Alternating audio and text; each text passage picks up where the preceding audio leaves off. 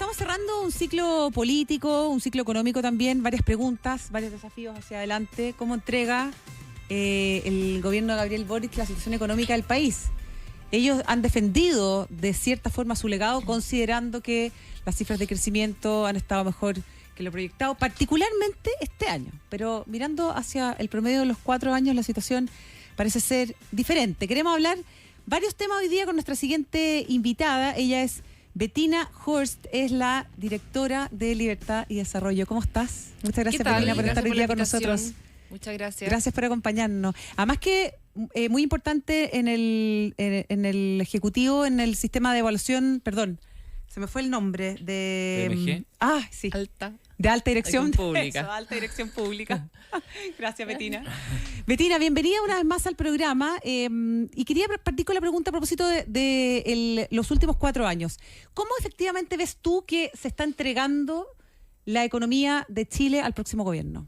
A ver, yo creo que a mí no me gusta entrar a la trinchera de que la culpa es de tuya, mía, sino más bien cuál ha sido la historia que hemos recorrido los últimos 10, 15 años y cómo salimos adelante. Porque no son cosas que cambian en forma inmediata, no es que de un día para otro, ¿no es cierto? Cambia la economía para mal, como tampoco no va a cambiar para bien de un día para otro. Acá lo importante es recuperar y volver a construir las bases del desarrollo económico y social que hemos tenido en los últimos 30 años. Y eso se ha venido debilitando hace ya 10 años o incluso un poco más. En distintos indicadores ha habido un deterioro desde hace mucho tiempo en materia fiscal, en materia de endeudamiento público, en materia de crecimiento económico potencial, tendencial, en términos de generación de empleo. La verdad que en corrupción, en índice de competitividad tributaria, en atracción minero, o sea, en distintos ámbitos el país ha venido retrocediendo y yo siento que en ese escenario este gobierno ha sido el tiro de gracia, por ejemplo, para la capacidad de recuperar el crecimiento de nuestra economía. ¿Y por qué digo esto? Y no son solamente 4 años. Yo veo esto más bien como un cierre de un ciclo de 6 años, que parte en octubre del 2019. Con el estallido. ¿No es cierto? Con el estallido social. Perdón, más allá que estallido social, que las manifestaciones sociales son legítimas, todo son lo que razonables, vino después. es la tremenda violencia que fue acompañada con algunas expresiones de malestar social. Y ese estallido de violencia que fue capitalizado por ciertos sectores políticos para avanzar en su agenda política. Eso no se puede desconocer. Acá hubo un eje político. ¿Y quiénes fueron ellos? Más bien el sector que hoy día acompaña al gobierno y muchos de los protagonistas de este gobierno. Entonces, cuando yo hablo de tiro de gracia de la economía para efectos de recuperar la capacidad de crecimiento, tiene que ver con un proyecto constitucional que hablaba del crecimiento, tiene que ver con autoridades fiscales que permanentemente se equivocan en las estimaciones de ingresos y las estimaciones de gasto y nos han llevado a una situación fiscal que es de las más complejas de los últimos, yo diría, 40 años. Ni siquiera sabemos cuánto va a ser el desafío fiscal que va a heredar la próxima administración. Entonces, cuando se habla siempre de que hay que cortar 6.000, 10.000, 11.000, 15.000 millones, algún otro candidato decía, bueno, primero veamos qué es lo que se hereda, porque cortar gasto fiscal o reducir los empleos públicos, que también ha sido otro tema que se ha instalado con fuerza la semana pasada, no es por gusto. Bueno, no Casta anunció que haría como una especie de auditoría, no lo dijo textual, pero que quería saber bien la situación que tenía el Ejecutivo a la hora de asumir, que eso, bueno, no sé cómo se audita hoy día a ese nivel. Yo creo que algo que es más simple y que se entiende más acotado y más inmediato y es muy necesario es el tema fiscal. ¿No es cierto? Hoy día todavía no sabemos la herencia, no sabemos cómo cierra este año, eso se va a saber a fines de enero, probablemente los primeros días de febrero, ¿no es cierto? No sabemos en cuánto va a terminar la deuda, en cuánto va a terminar el déficit, por lo cual, sin duda que las nuevas autoridades en marzo-abril tienen que hacer una revisión exhaustiva de las proyecciones de gasto, los compromisos ya asumidos por esta administración antes de salir, ¿no es cierto?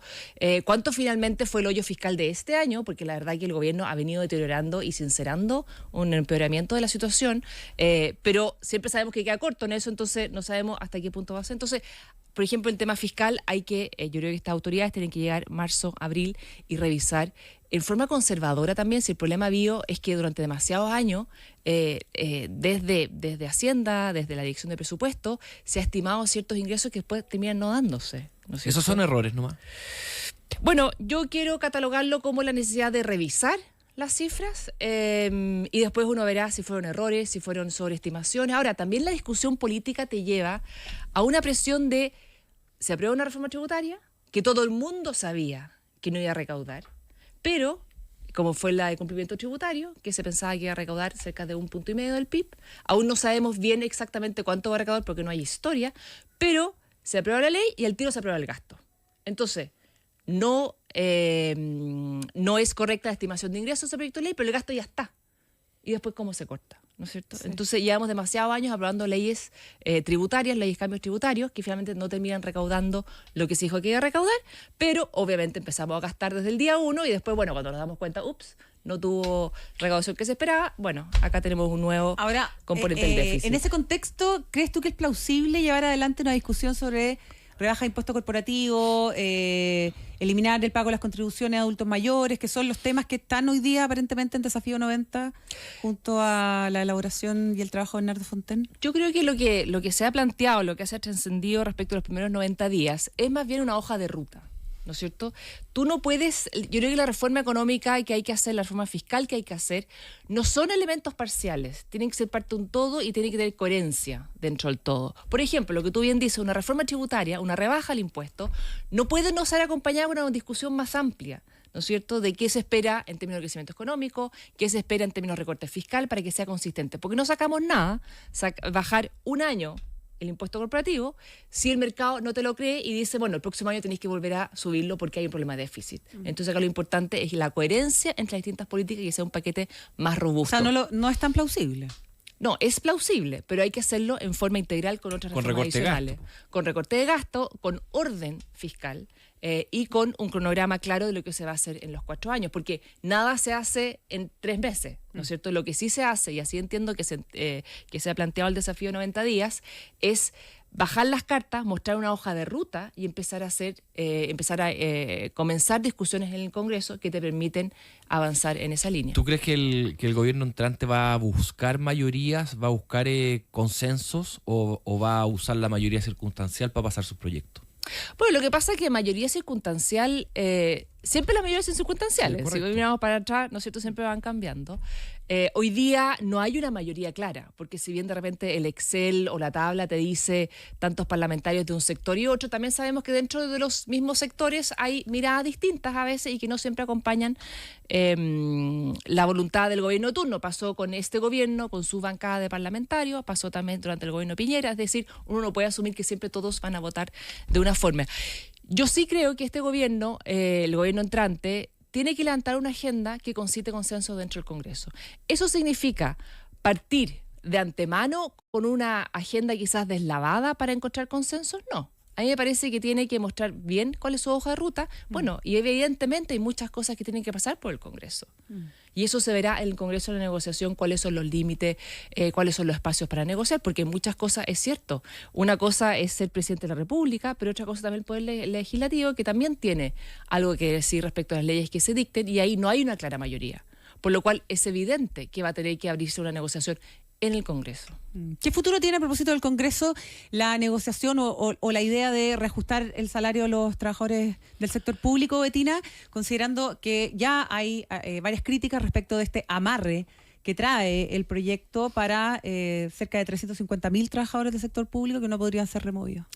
Sí, a ver, yo creo que acá hay varios temas dando vuelta respecto al reajuste. Primero que nada, decir que el reajuste no está financiado, ¿no es cierto? El gobierno, durante la tramitación de la ley de presupuesto, transparentó que al final del día los recursos que habían para pagar un reajuste eran del orden de los $600 millones. Y hoy día este reajuste, no se conoce el informe financiero y nada, pero ya han anunciado, anticipado que es del orden de los $1.500 millones. Es decir, ya tenemos un déficit adicional de 900 millones. Que es un montón de plata. Que es un montón de plata. Lo que pasa es que a la gente se le enreda por la danza de millones, pero $900 millones es mucha plata, ¿no es cierto? Entonces, no es trivial, no es como, bueno, no importa, con la caja chica, no, esto no se paga con la caja chica. Entonces, hay que preguntarle a las autoridades qué es lo que ellos creen que hay que dejar de gastar respecto al presupuesto que ellos aprobaron. Eso es una parte de la parte fiscal. Respecto al tema de los amarres, a mí me llama la atención, este gobierno, en su momento, y el ministro Marcel, antes de salir así lo dijo, iba a impulsar una reforma al Estatuto Administrativo del Empleo Público, porque hace muchos años que hay un consenso, una mirada transversal de derecha e izquierda de la necesidad de modernizar nuestro Estado, ¿no es cierto? El presidente Piñera mandó algo en sus últimos días, eso no se tramitó, obviamente, pero este presidente y su ministro habían dicho que iban a enviar una reforma al sector público, al empleo público, y no lo han hecho y me parece que no lo van a hacer. Y me parece muy dañino que esa conversación se reduzca a algo muy puntual, después de una negociación política presionando un gobierno que va de salida, que busca amarrar los empleados públicos en ciertos cargos. Ahora, ¿qué me refleja a mí eso? Dos cosas. Uno, que efectivamente hoy día hay movilidad, ¿no es cierto? Porque siempre se discute que si se puede, que no se puede, sí. y básicamente respecto de los contratas, ¿no es cierto? No los empleados. O sea, lo que acá te refleja que efectivamente hay movilidad, hay espacio para revisar. Y de nuevo, sacar gente del sector público no es por hobby, no es por entretención, sino que por necesidad. Porque hay sectores, hay servicios quizás que ya han ido cambiando su forma de operar, por lo cual ya no es tan necesario tanta gente que está contratada. Entonces, de nuevo, esto es una necesidad para mejorar y poner el foco en el ciudadano. Claro, tenéis dos posibilidades. Una, que quieras derechamente recortar la cantidad de empleo público, y otras que quieras cambiar. Y, o sea, cualquier gestor, cualquier gerente que asume una responsabilidad tiene derecho a elegir su equipo. O sea, y elegir con qué perfil de trabajadores quiere llevar a cabo la tarea por la que fue encomendada por la ciudadanía, con 58% de apoyo. O sea, pero acá yo creo que hay una discusión ultra ideológica. Si es que está bien o no está bien poder disponer de recortes de empleo cuando sea necesario y contratación cuando sea necesaria. Yo creo que el gobierno saliente quiere dejar lo más inamovible, lo más seguro posible al empleo, con la contracara, digamos, de que tienes. O sea, eso significa además cero. desde el punto de vista ejecutivo, quizás implementar tareas que va a ser muy difícil llevar adelante. Bueno, y ahí yo creo que el tercer eje también de esta discusión respecto al reajuste es esta polémica que se levantó a partir de una columna de Parásito, ¿no es cierto? Que yo creo que uno puede cuestionar la forma, pero muchos temas de fondo probablemente había mucho más consenso respecto de ella. Y de alguna forma el gobierno lo que hace es buscar entregar un Estado con funcionarios que van en contra del próximo gobierno. Y eso es tremendamente nocivo. O sea, lo que se instala como relato, lo que se instala como disputa es los empleados públicos contra la nueva administración. Sí. Y eso al final del día lo que te demuestra es que lamentablemente el aparato público está en buena medida capturada por sus funcionarios y no está pensando finalmente en el ciudadano. Y no estoy diciendo de recortar recursos solamente por un tema fiscal o por un tema de ideología, sino es que porque hoy día también los estados necesitan una forma de entregar servicios a la ciudadanía distinto. Hoy día, ¿no es cierto?, tener cosas mucho más remotas, tener cosas online. De nuevo, la misma discusión, ¿cuántos ministerios necesitamos? Y quizás necesitáis menos funcionarios en una repartición, pero más en otra. Efectivamente. Y tienes que poder despedir en un lado para poder contratar en otra, otro perfil, o lo que sea, digamos. O sea, un poquito de gestión. Si no puedes. O sea, si no se pueden gestionar.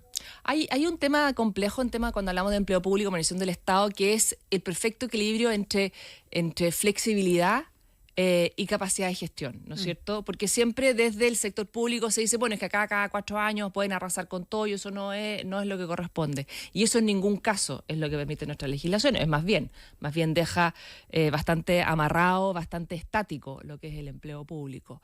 Y yo creo que en Chile tenemos tremendas oportunidades para ir avanzando a un Estado más moderno y un Estado que entregue mejor. Al final del día, uno no puede olvidar el foco, que el objetivo final es mejor servicio a la ciudadanía.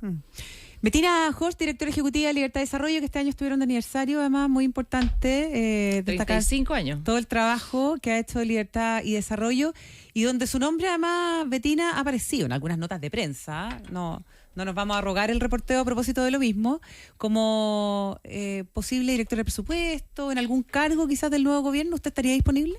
Yo creo que hay muchos espacios de los cuales aportar a la nueva administración. Yo creo que es necesario para Chile que le vaya bien a este gobierno. Me hubiese gustado también que le hubiese ido mejor al gobierno saliente, ¿no es cierto? Hubiese generado más empleo, mejores condiciones económicas, mejor calidad de vida para la ciudadanía, pero lamentablemente, por lo que yo lo veo, no ha sido así. Por lo cual yo creo que hay muchos espacios en los cuales aportar y ahí siempre estaré. Muy bien. Bettina, muchas gracias por haber Gracias, estado hoy día con nosotros. Gracias a ustedes, que estén bien. Un Y gusto buena hablar- fiesta. ¿Ah? Y bonita fiesta y fin de año. Sí, igualmente, para usted y su familia. Sí, pues. Felices fiestas. Vamos a estar, esta semana todos medio en tono navideño.